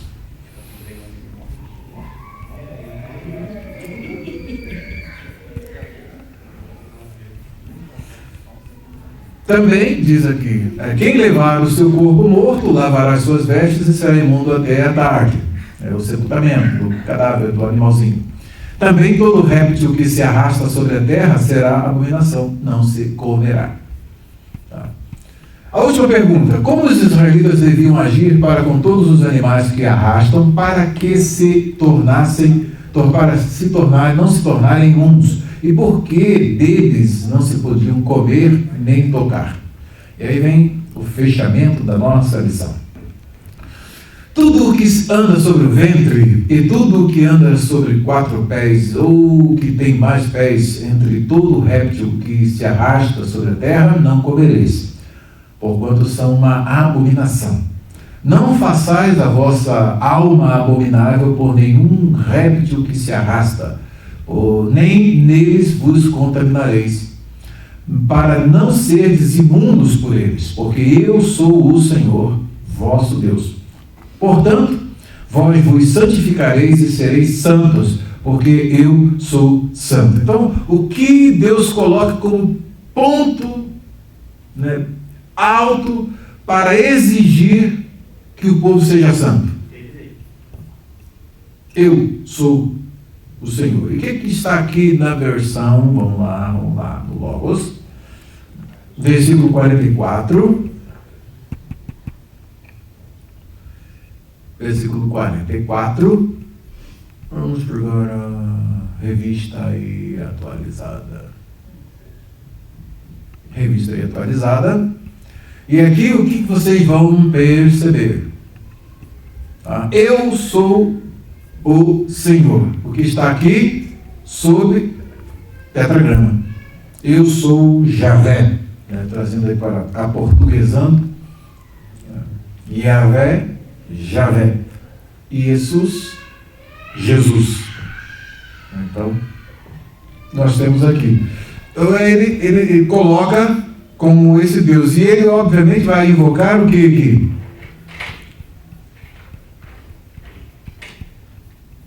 Portanto, vós vos consagrareis e sereis santos. E sereis santos. Tem o Ispael aqui, ó. Vehit Kadish Tem.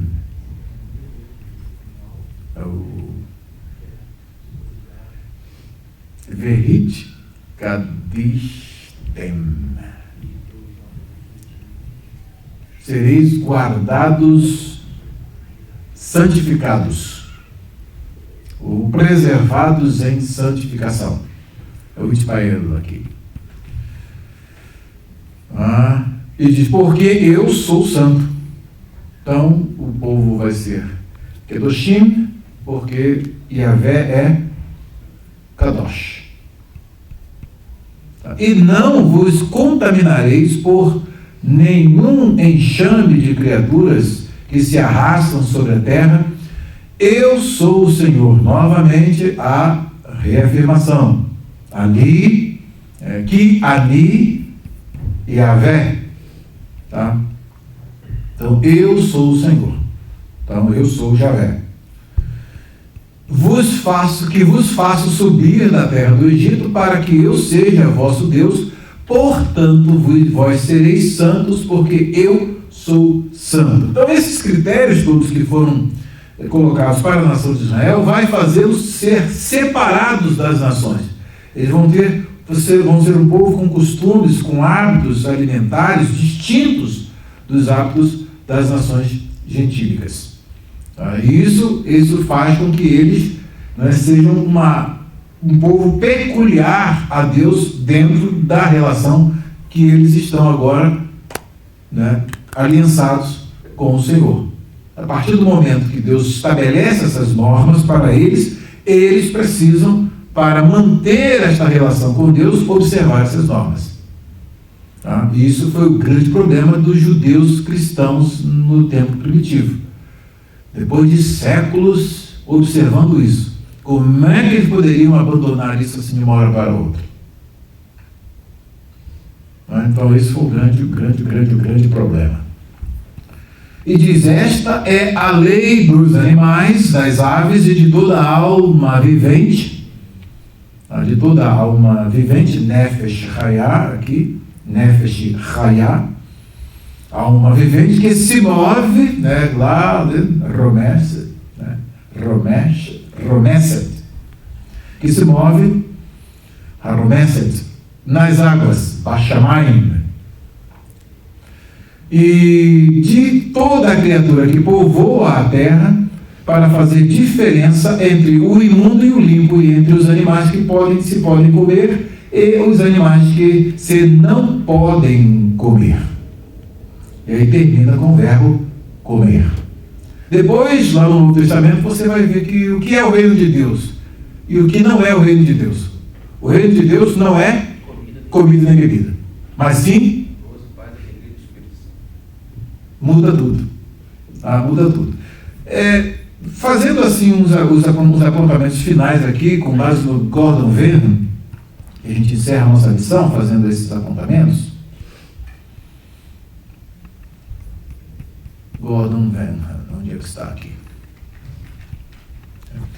Essas leis alimentares do Novo Testamento, as leis levíticas relativas à comida, causaram uma das grandes controvérsias na igreja do Novo Testamento. E encontramos referências a elas pela maioria dos escritores do Novo Testamento. A polêmica se deve a dois fatores. Quais? Primeiro, a observância dessas leis se tornou a marca do judeu fiel. Sua abstinência de certos alimentos e de sua adesão a vários rituais os distinguiam dos gentios. Então a gente não estava nem aí para esses tipos de regulamentações. Então isso fazia com que eles se distinguiam. Como resultado da dispersão dos judeus pelo mundo antigo e da incorporação da Judéia em impérios estrangeiros, os judeus se tornaram agudamente cientes desta sua distinção. Uma distinção que era enfocada e expressa nas suas leis alimentares. Deu exemplo disso no Império Babilônico. Você vai ver que nem todos os judeus foram fiéis às suas leis. Mas tivemos alguns exemplos lá. Daniel, Misael, Ananias e Azarias, olha, nós não vamos comer dessa comida real. Até porque a comida lá era sacrificada aos deuses e o modo de fazer não era um modo kosher, né?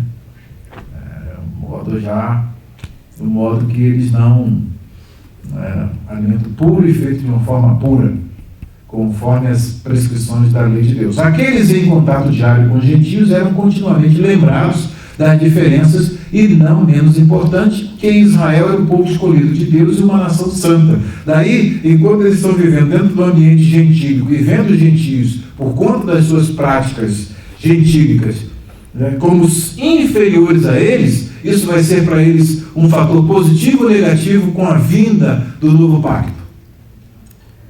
Vai ajudar ou atrapalhá-los? Como aceitar esses gentios na igreja sem judaizá-los?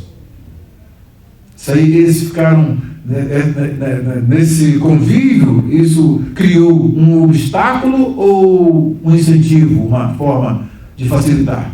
Se tornou um obstáculo, porque os judeus se viam superiores aos gentios. Eles tinham um pacto, eles tinham uma aliança, eles tinham a palavra, a vontade revelada de Deus. Então eles eram uma nação que, do ponto de vista formal, eles estavam bem. E os gentios eram o resto, eles eram os impuros. Daí o que acontece? Essa consciência de que eles eram os santos e os gentios eram os profanos, foi claramente, por exemplo, demonstrada no fariseu e no publicano, quando entraram para orar no templo. Como é que foi o episódio? Quem lembra? O fariseu se justificou, e ainda acusou os outros. Eu faço, eu ajo. Não sou como este publicano aqui, ó. Aí, embora eles fossem ali, talvez, israelitas, porém, olha a distinção, ali a distinção, aí eles eram a elite da espiritualidade.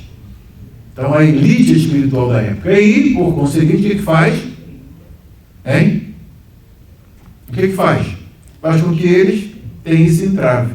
E quem sai justificado dali? O publicano. Então, isso aí é uma quebra de paradigma ou não é?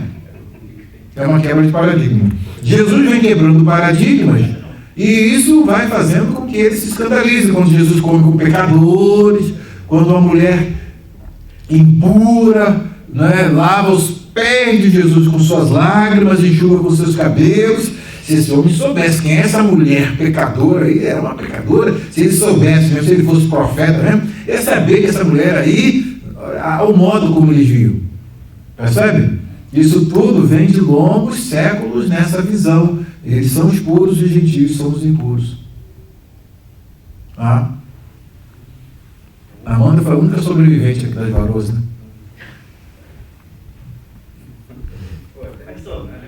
Ei.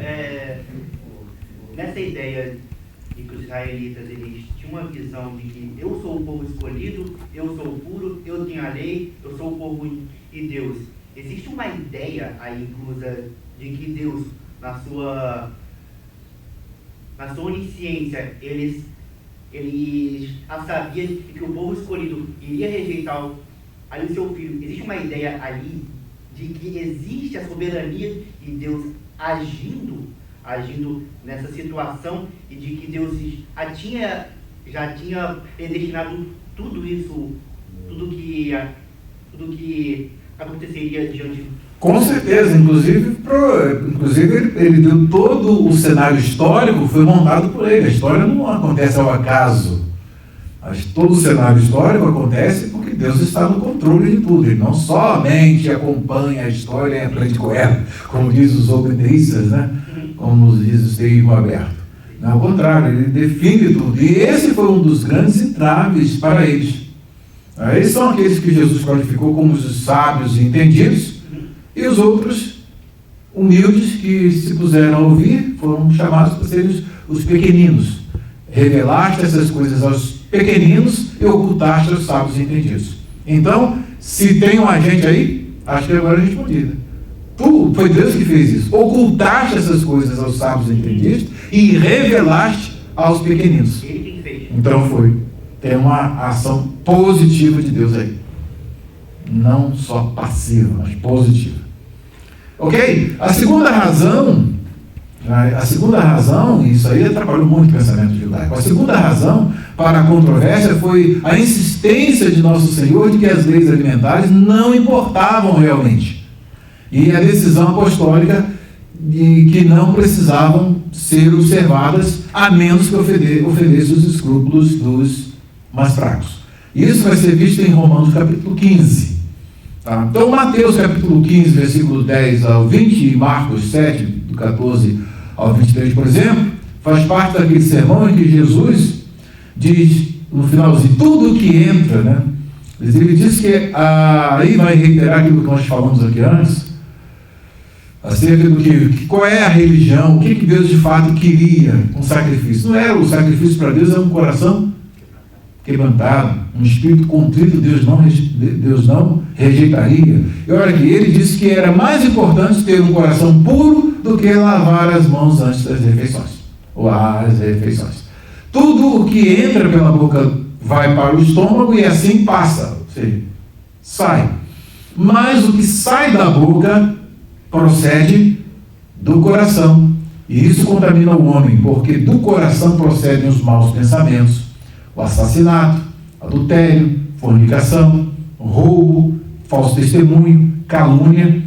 Isso é o que contamina o homem. Então, o homem que tem o interior desse jeito, aí vem a ênfase do Novo Testamento em uma regeneração, em uma transformação, em um novo nascimento. Foi o que Jesus disse para Nicodemos: se não nascer de novo, não pode entrar, não pode ver o reino dos céus, não pode entrar no reino dos céus. Tem que passar por essa transformação. O que adianta? Você está com a mão limpinha, mas o coração está cheio disso aqui. Então Jesus está mostrando, relativizando esse aspecto e descontinuando essas regras alimentares e ao mesmo tempo fazendo o quê? Enfatizando a necessidade de uma pureza no interior, no coração. Então tem que ter pensamentos puros, bons pensamentos, nada de assassinato, nada de adultério, nada de fornicação, falso testemunho, calúnia e etc. Porque é isso que contamina o homem. E não, mas comer sem lavar as mãos não contamina o homem. E outra coisa que é importante, aqui nós estamos vendo que Jesus estava anulando essa distinção entre os animais.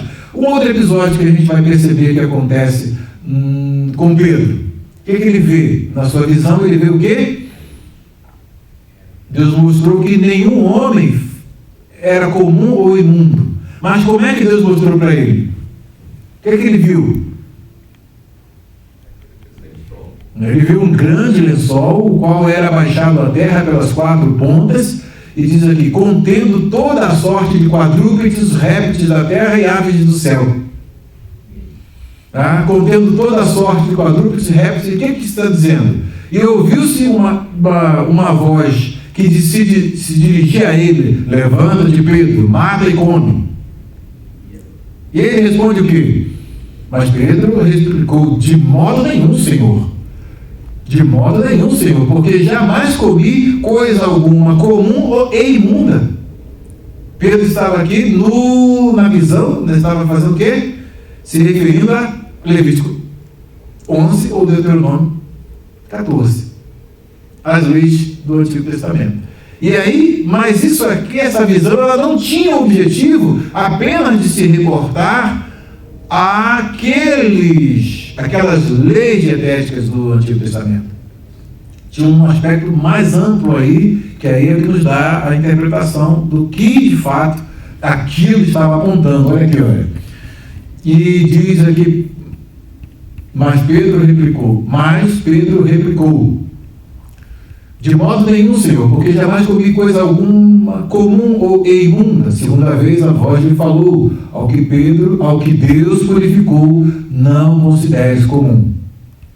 Sucedeu isto por 3 vezes, e logo aquele objeto foi recolhido ao céu.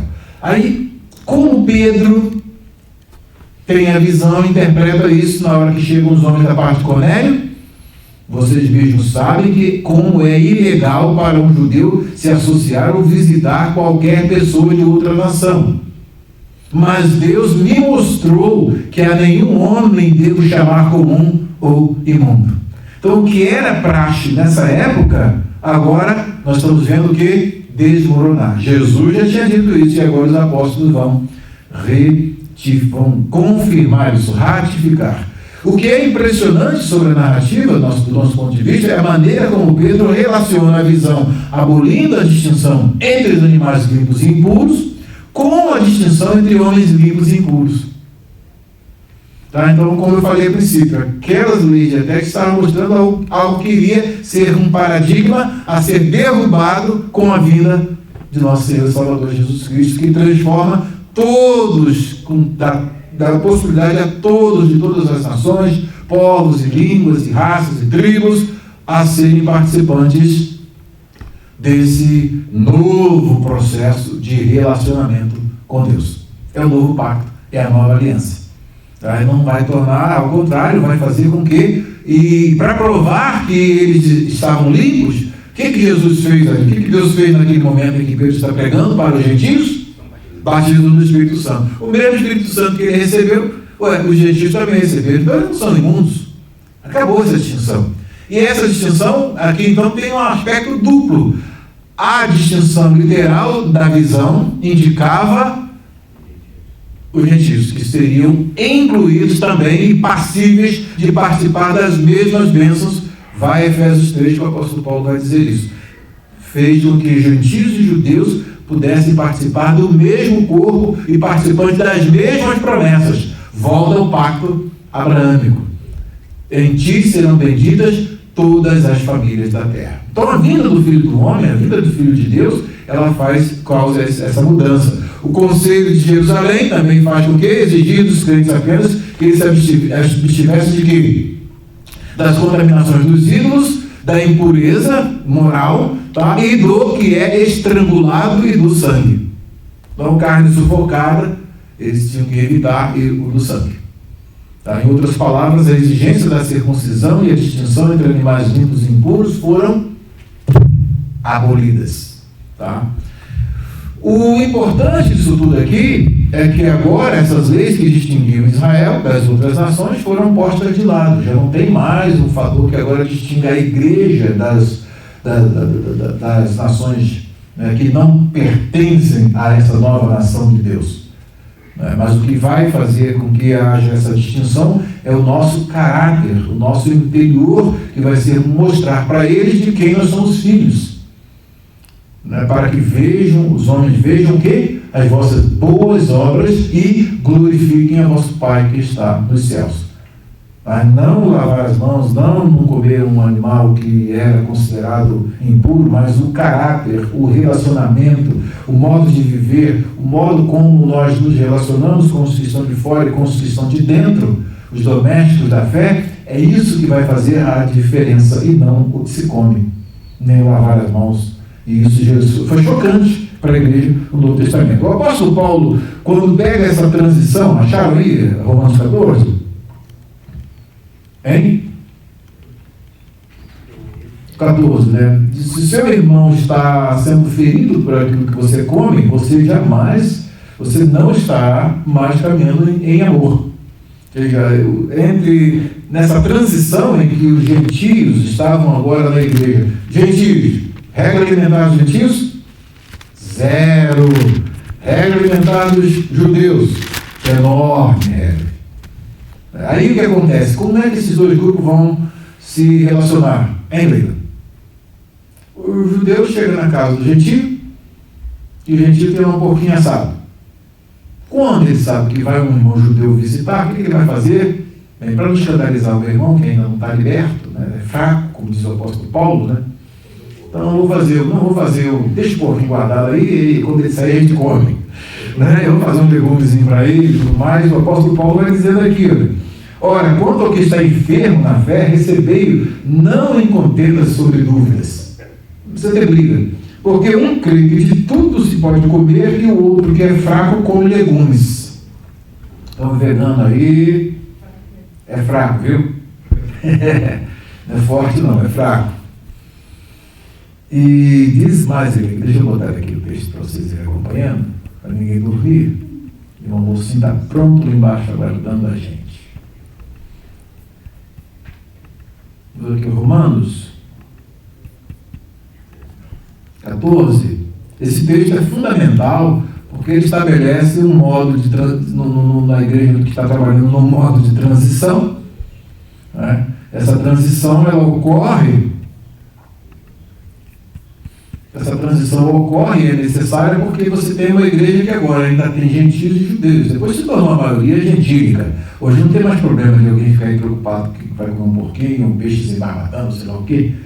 Não é? Hoje não tem mais essas regras. E aí o que acontece? Não tem mais problema. Esse problema não existe mais entre nós. Somos todos gentios, não judeus. Mas naquele momento específico da história, vocês vão perceber que esse problema era um problema patente. Então tinha que ser contornado. Como contornar esse problema? Como eles iam contornar esse problema? Então o apóstolo dá umas regras, e essas regras elas são fundamentais para que não houvesse uma divisão dentro do corpo.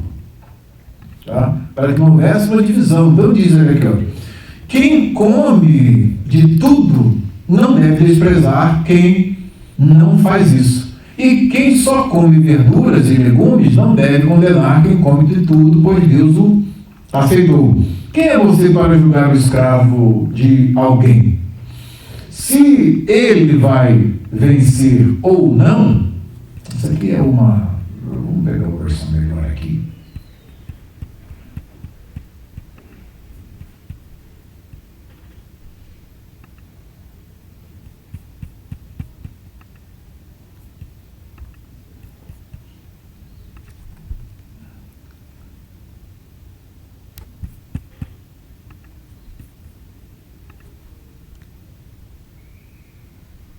Ok, fica mais fácil.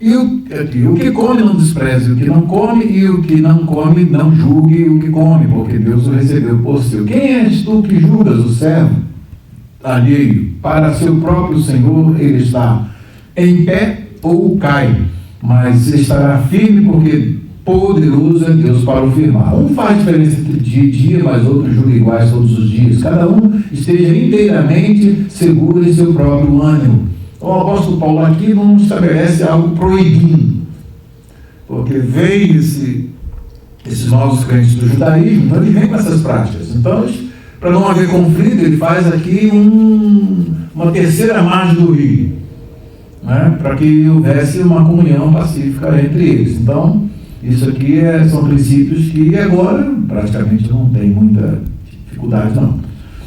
E diz, aquele que faz caso do dia, para o Senhor o faz.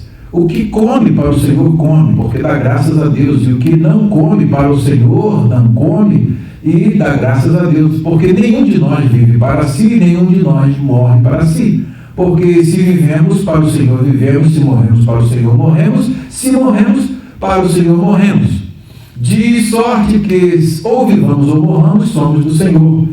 Foi para isto que morreu Cristo e tornou a viver, para ser Senhor dos mortos, tanto dos mortos como dos vivos. Mas tu, por que julgas teu irmão? Ou tu também, por que desprezas o teu irmão? Pois todos havemos de comparecer ante o tribunal de Cristo, porque está escrito, pela minha vida, diz o Senhor, todo joelho se dobrará diante de mim, e toda língua confessará a Deus, de maneira que cada um de nós dará conta de si mesmo a Deus. Assim, não nos julguemos mais uns aos outros, antes seja o vosso propósito não pôr tropeço ou escândalo ao irmão. Então o irmão judeu vai visitar a sua casa, você vai chegar e esperar com aquele pernil lá, né, cheiroso, gostoso para ele vai se escandalizar. Então aí eles tinham que fazer essa média, fazer um pratinho de legumes, de verduras, para poder não haver briga e não haver contenda e ferir a consciência do irmão. Até ele se fortalecer e saber que o porquinho não é tão ruim assim. É uma delícia, né? Ele não sabe, está perdendo. E diz, eu sei e estou certo, pronto, olha como que fez o apóstolo. Eu sei e estou certo no Senhor Jesus, que nenhuma coisa é de si mesmo imunda. Tá? E diz, a não ser para aquele que a tem por imunda. Tá? Para esse é imunda. Mas se por causa da comida se cumpriste teu irmão, já não andas conforme o amor. Não destruas por causa da tua comida aquele por quem Cristo morreu. Então você tem que se privar, você tem que se privar de algumas coisas. Isso aqui está falando para a igreja desse tempo, né?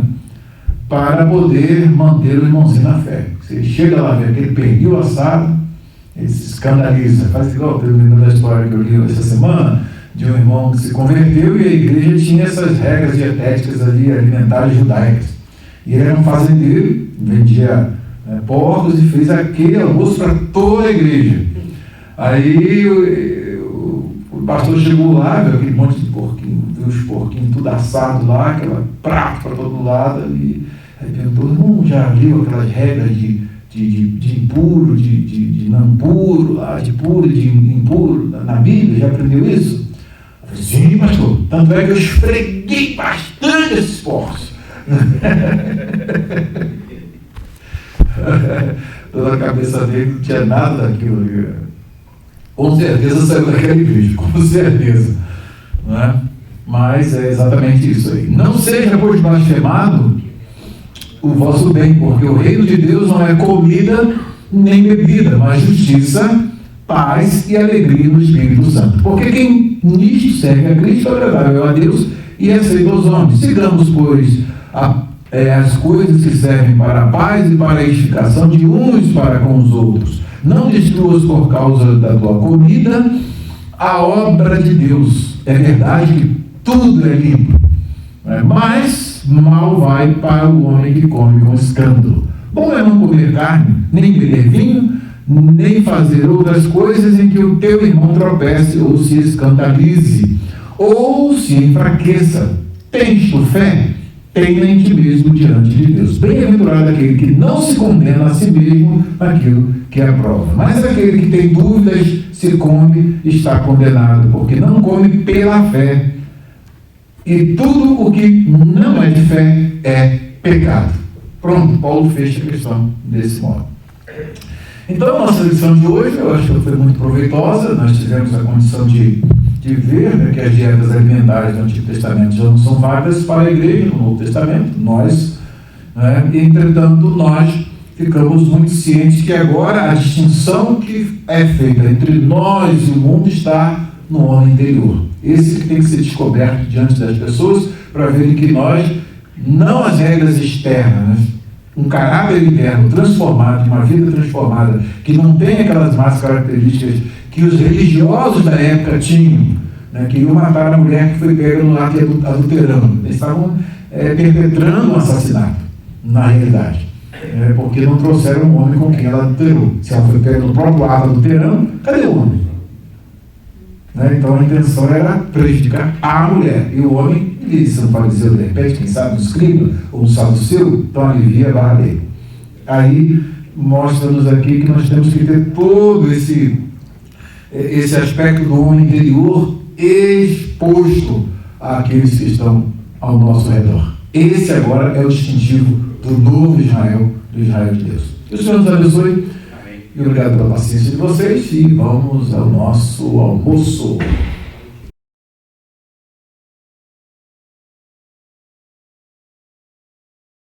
ויקרא, פרק י"א. וידבר אדוני אל משה ואל אהרון לאמור עליהם. דברו אל בני ישראל לאמור, זאת החיה אשר תאכלו מכל הבהמה אשר על הארץ. כל מפרסת פרסה ושוסעת שסע פרסות, מעלת גרה בבהמה, אותה תאכלו. אך את זה לא תאכלו ממעלי הגרה וממפריסי הפרסה. את הגמל כי מעלה גרה הוא, ופרסה איננו מפריס, טמא הוא לכם. ואת השפן כי מעלה גרה הוא, ופרסה לא יפריס, טמא הוא לכם. ואת הארנבת כי מעלת גרה היא, ופרסה לא הפריסה, טמאה היא לכם. ואת החזיר כי מפריס פרסה הוא, ושוסע שסע פרסה, והוא גרה לא ייגר, טמא הוא לכם. מבשרם לא תאכלו, ובנבלתם לא תיגעו, טמאים הם לכם. את זה תאכלו מכל אשר במים. כל אשר לא סנפיר וקסקסת, במים, בימים ובנחלים, אותם תאכלו. וכל אשר אין לו סנפיר וקסקסת, בימים ובנחלים, מכל שרץ המים ומכל נפש החיה אשר במים, שקץ הם לכם, ושקץ יהיו לכם. מבשרם לא תאכלו, ואת נבלתם תשקצו. כל אשר אין לו סנפיר וקסקסת במים, שקץ הוא לכם. ואת אלה תשקצו מן העוף, לא יאכלו, שקץ הם. את הנשר ואת הפרס, ואת האוזנייה, ואת הדאה, ואת האיה למינה, את כל עורב למינו, ואת בת היענה, ואת התחמס, ואת השחף, ואת הנץ למינהו, ואת הכוס, ואת השלח, ואת הינשוף, ואת התנשמת, ואת הקעת, ואת הרחם, ואת החסידה, הענפה למינה, ואת הדוכיפת, ואת העטלף. כל שרץ העוף, ההולך על 4, שקץ הוא לכם. אך את זה תאכלו מכל שרץ העוף ההולך על 4, אשר לא כרעיים ממעל לרגליו לנטר בהן על הארץ. את אלה מהם תאכלו, את הארבה למינו, ואת הסלעם למינהו, ואת החרגול למינהו, ואת החגב למינהו. וכל שרץ העוף, אשר לו 4 רגליים, שקץ הוא לכם. ולאלה תטמאו, כל הנוגע בנבלתם יטמא עד הערב. וכל הנושא מנבלתם יכבס בגדיו וטמא עד הערב. לכל הבהמה, אשר היא מפרסת פרסה, ושסה איננה שוסעת, וגירה איננה מעלה, טמאים הם לכם. כל הנוגע בהם יטמא. וכל הולך על כפיו, בכל החיה ההולכת על 4, טמאים הם לכם. כל הנוגע בנבלתם יטמא עד הערב. והנושא את נבלתם יכבס בגדיו וטמא עד הערב. טמאים המה לכם. וזה לכם הטמא בשרץ השורץ על הארץ, החולד והאחבר והצב למינהו, והענקה והכוח והלטאה, והחומת והתנשמת. אלה הטמאים לכם בכל השרץ. כל הנוגע בהם במותם יטמא עד הערב.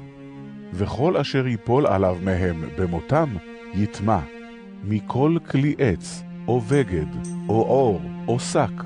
כל כלי אשר יעשה מלאכה בהם, במים יובא, וטמא עד הערב וטהר. וכל כלי חרס אשר ייפול מהם אל תוכו, כל אשר בתוכו יטמא, ואותו תשבורו. מכל האוכל אשר יאכל, אשר יבוא עליו מים, יטמא, וכל משקה אשר ישתה בכל כלי, יטמא. וכל אשר ייפול מנבלתם עליו, יטמא. תנור וחיריים יוטץ, טמאים הם, וטמאים יהיו לכם. אך מעיין ובור מקווה מים יהיה טהור, ונוגע בנבלתם יטמא. וכי ייפול מנבלתם על כל זרוע אשר יזרע, טהור הוא. וכי יותן מים על זרע ונפל מנבלתם עליו, טמא הוא לכם.